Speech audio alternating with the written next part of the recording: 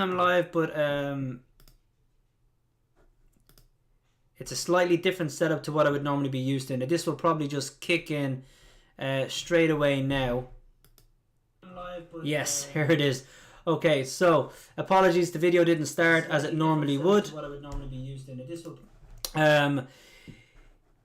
It needed me to click on the live button, so this is the first time I've scheduled a live show. So my apologies. But here we are. It is Man United. It's Man United versus. Get some of the things back up. Man United versus Istanbul Basaksehir. Okay, so that's going to be the only time I even attempt to pronounce this name. It's the Champions League, so thank God we're back. As I mentioned, the league form is up and down. It's not good. The match against Arsenal was an absolute disaster. Really horrendous, and it was a really tough one to take as well after the RB Leipzig game, but the same can be said for the Chelsea match. Really tough to take and a kick in the teeth after the great PSG performance. So here we are back in the Champions League, where we have been playing well, where we have a 100% record, and performances have been as good as the results, and we want to see more of that. As you can see, we have the lineup here. We have the lineup. Henderson in goal. This is nothing on De Gea, who's played well. Nothing De Gea could do recently about the penalty for Arsenal. So it's Henderson in goal. This is a bit of, a chance for him to get some match time. Aaron Wan-Bissaka right full, to be expected. We don't really have any cover for him. Tuanzebe, fantastic to see Tuanzebe playing centre half with Maguire. Really hope he has a great game. Really hope he pushes himself into the first 11 and stays fit most of all. We can see Maguire there as captain. Shaw remains in left full. Tellez, I don't think he's travelled. He's only back from having coronavirus, so it'll probably take him a while just to get a little bit sharper, a little bit more fit, and then he can compete with Shaw for that left full position. Great to see Van der Beek starting. Matic is there. Brilliant. Bruno Fernandes with a great partnership of Martial and Rashford. So, really good lineup. Nice to see Mata get a game. He can tend to slow games down. He can tend, he's not very fast. But we're not asking him to play on the right wing. This is going to be a narrow midfield with Bruno, Matic, Mata and Van der Beek. Possibly a continuation of the diamond, which we'll take a look at in a moment. But we won't be using Mata for his pace. We'll be using him for his passing, for his ability to be composed on the ball and retain possession. So fingers crossed he can do those things. That was everything lacking from the first game. So brilliant. De Gea is on the bench. Fosu Mensah gets on the bench, and it's good to see him. I hope he gets some game time. I had, most fans would have had high hopes for him as well as Tuanzebe. So it'll be interesting to see if he does develop or if Man United eventually move him on. Lindelof on the bench. Mengi on the bench. Williams. It's good to see him getting on the bench again. Young lad may come in for Shaw a little later in the game, depending on the scoreline. Of course, 5 subs, so it's a chance to give game time to players like Mengi and Williams. Fred is on the bench. James can please stay on the bench. I don't want them to see him near a football. You got McTominay, and then unbelievable options there with Pogba, Cavani, Greenwood. And Gallo is there looking for game time. But Pogba, Cavani, Greenwood, I can see changes being made later on. I can see Pogba, Cavani, Williams, Greenwood all coming on at some stage. So, fantastic options on the bench and really, really good to see. Guys, if you are watching live, please put anything in the chat that you want. I'm happy just to go through it and have a look. As always, there's already a comment in there which we'll take a quick look at now after we go through the lineup. So, as we can see, we have no longer got a Greenwood-Rashford partnership. Martial's suspension is over for one, but also didn't really apply within the Champions League. So great to see that we can put Martial back in the team with Rashford with a 2 up top. You got Fernandes, we have Fred out, we have a back 4 with Lindelof, Maguire, Shaw, Aaron Wan-Bissaka, and again, great to see Tuanzebe coming in here. We've got Matic sitting in front. We have Van der Beek, which I imagine will be, probably Van der Beek will be up top, Fernandes will be here, and we may see then Mata playing in from the right, but not really the right, more of a narrow diamond midfield. So I mean, Matic is just replacing McTominay. Matic is replacing Fred. And Van der Beek is replacing Pogba in this setup. There's so many options for United. This team, I'm not sure how they play. I've never seen them play. But with this narrow midfield, we of course need Aaron Wan-Bissaka and Shaw to get up the pitch. And what Shaw showed against RB Leipzig is that he actually can cross a ball. He was taking corners, he was taking free kicks, and he was crossing them in first time. I do not know why he doesn't do this in the Premier League. It's frustrating, it's annoying, and if he keeps passing it backwards and passing it sideways and doesn't overlap, doesn't give the option, he's really going to piss me off. I mean, we really need to see him overlapping Martial, overlapping Rashford, and getting into a position to pull it back for Van der Beek or Fernandes or Rashford, or cross it first time. So Shaw, get your crossing boots on, get your running boots on, and get up and overlap, because that's what we really need to see. Beyond that then, we'll see Rashford. The width is going to have to be provided by Rashford and Martial, with Van der Beek sitting in here in the hole. They'll close down the fullbacks, and Van der Beek will close down the centre halves. And then, of course, we have Mata and Fernandes, hopefully providing some movement. There's a lot of things I want to see in this game. I'm going to go through the 7 things that I want to see most. But this is the formation. It looks good, it looks strong, and it's a good chance to see players like Van der Beek, Mata and Fernandes playing together. All technically really, really good players. So I'll be very interested to see how they cope with that. Right, going to just move into the chat very briefly. We have, of course, Dwayne Morgan, who says, I didn't see the lineup. What's the midfield? So, Dwayne, you would have seen me go through the midfield there. Matic, Mata, Fernandes and Van der Beek. Looks good, looks technically good. It's not the fastest midfield. It's not the most aggressive midfield, with the exception of maybe Matic. And Fernandes can put in a tackle, in fairness. So, we will be relying on winning the ball back high, and then countering with the speed of Martial and Rashford, and having 4, if not 3, technically very good, comfortable players on the ball passing it in. Connor Nolan says, Hughes will win comfortably 4-5-0. John, coming from a Chelsea fan. Well, I'm sorry you're a Chelsea fan. It's very unfortunate, but I hope you're right. I mean, our Champions League form has been absolutely fantastic. I've really enjoyed. I mean, the best performances we've had this year were against PSG and RB Leipzig. I mean, we had a good performance against Newcastle, but that was nervy until the last 10 minutes. PSG, RB Leipzig, 2 really great games. And I really hope we can continue that form. But then, really importantly, Connor, I really want us to see us bring that form into the Everton game at the weekend. We really need to start putting points on the board, or risk just falling out of contention for anything except relegation. So honestly, we need to just get a great win today and bring it into the the weekend's match. Conor Lawler says Marshall and Rashford gonna run riot. Well, fingers crossed. I hope they do. Lee Bourne, good to see you joining us live. Thank you very much. Really appreciate it. Lee Bourne, why are United doing well in the Champions League but often in the league? And it's really, really hard to say, because they played a number of different formations, and they played different players and selected different players, but they've done it in different games. They played a back 4 against Newcastle, won 4-1, really good game. Then they played with a back 5 against PSG, and have different selections with Tellez coming in for his very first game, Tunzebi playing against Neymar and Mbappe and having a fantastic game, and we'll see more of him today. But you have a different formation. Then again, he plays Chelsea, goes to a back 4 again, plays against RB Leipzig, it's also a back 4, and against Arsenal, sticks with the back 4 but goes with a diamond, just like RB Leipzig, and unlike Chelsea. And the big problem is, all of those games managed to have vastly different results, but not only results, vastly different performance levels.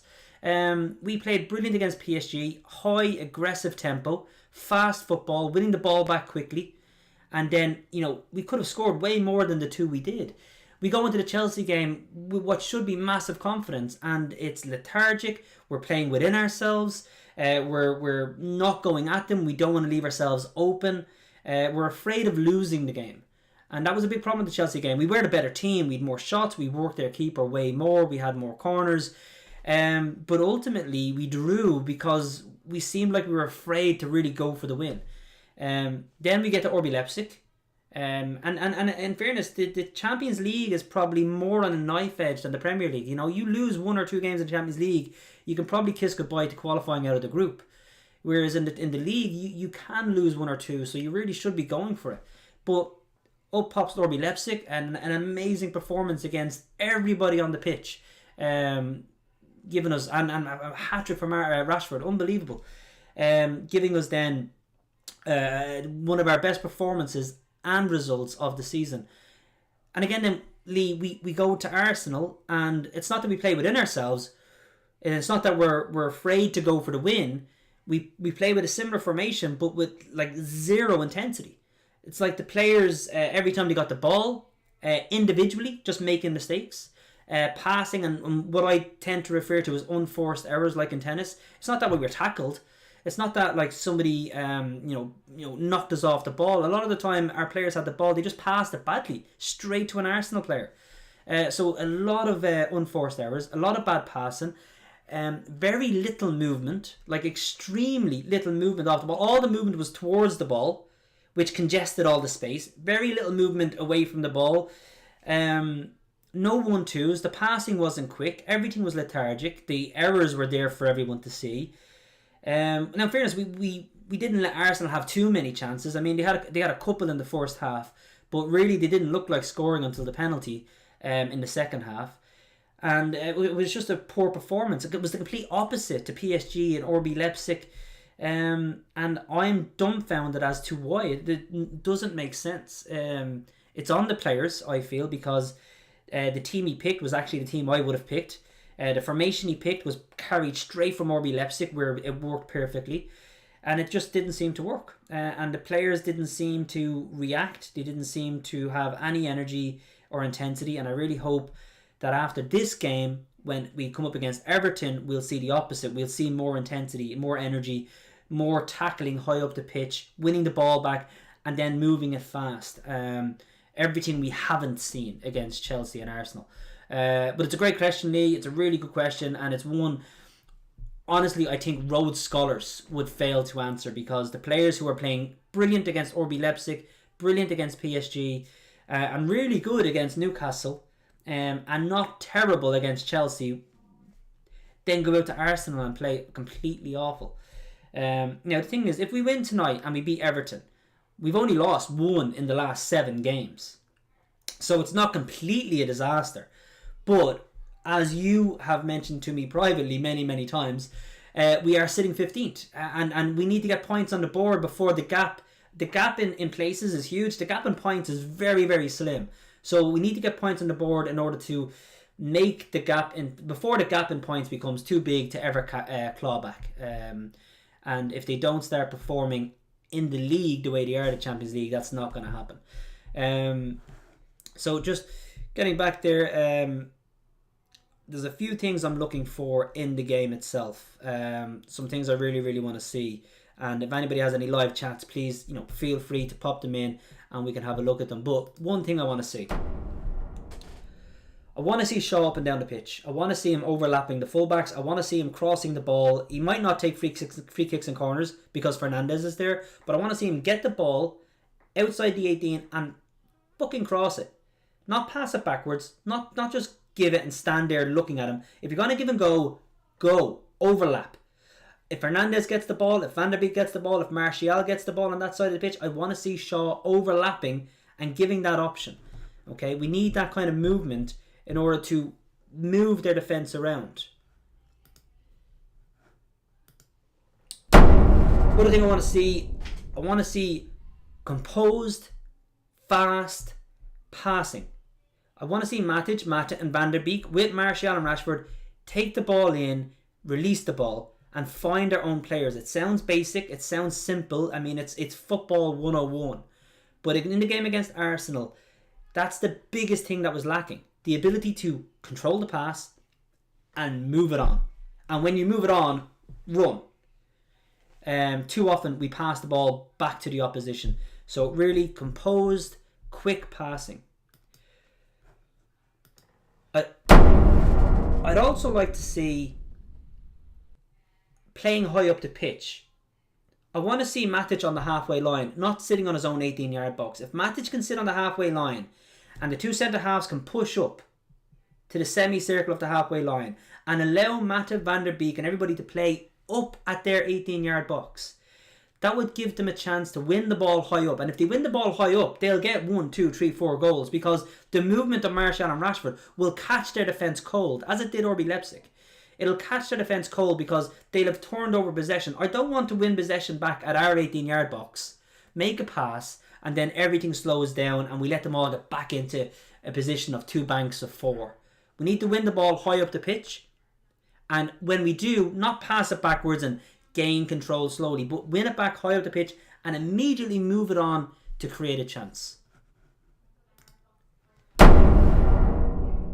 I want to see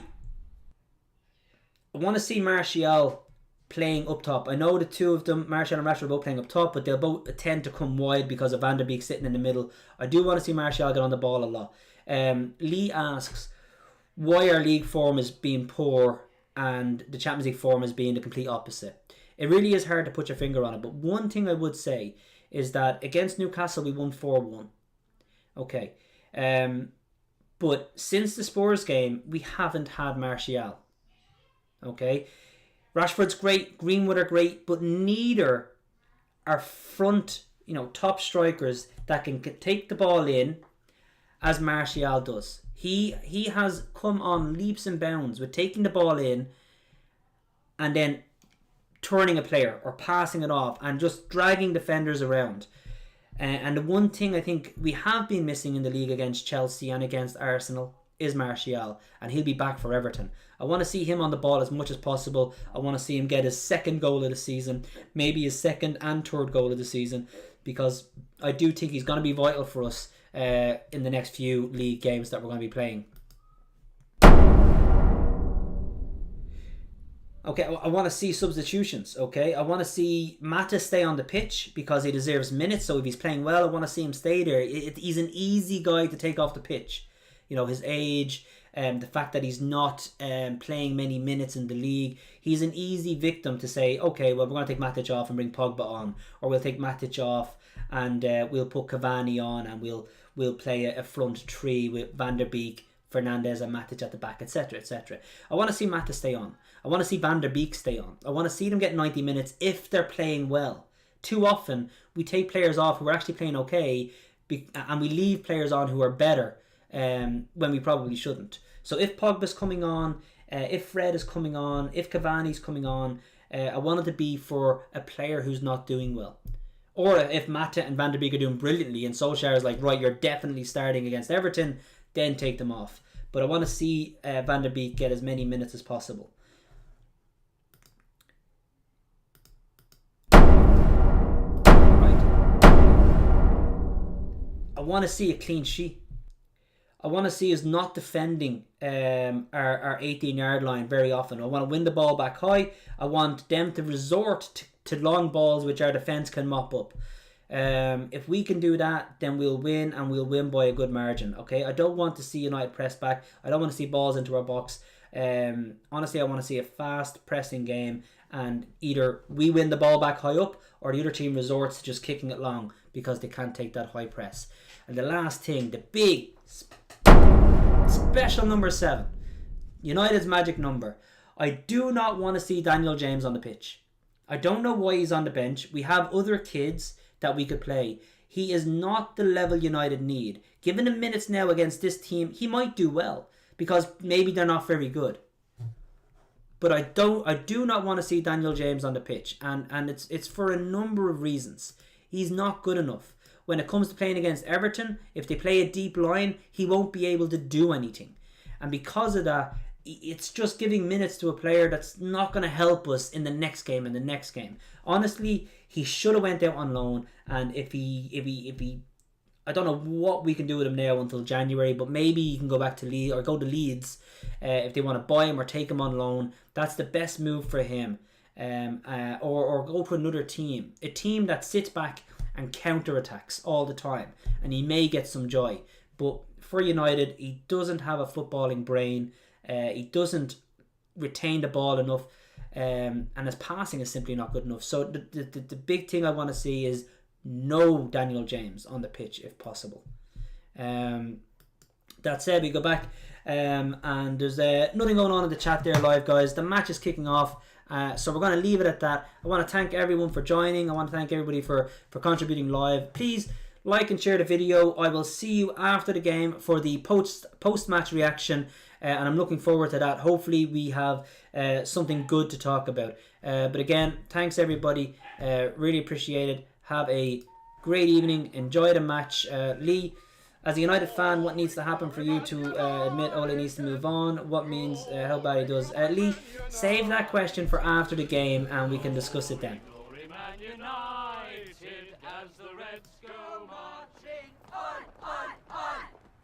Welcome to Old Trafford, it's the better of our dreams. The power and the glory of the shepherd end will sing.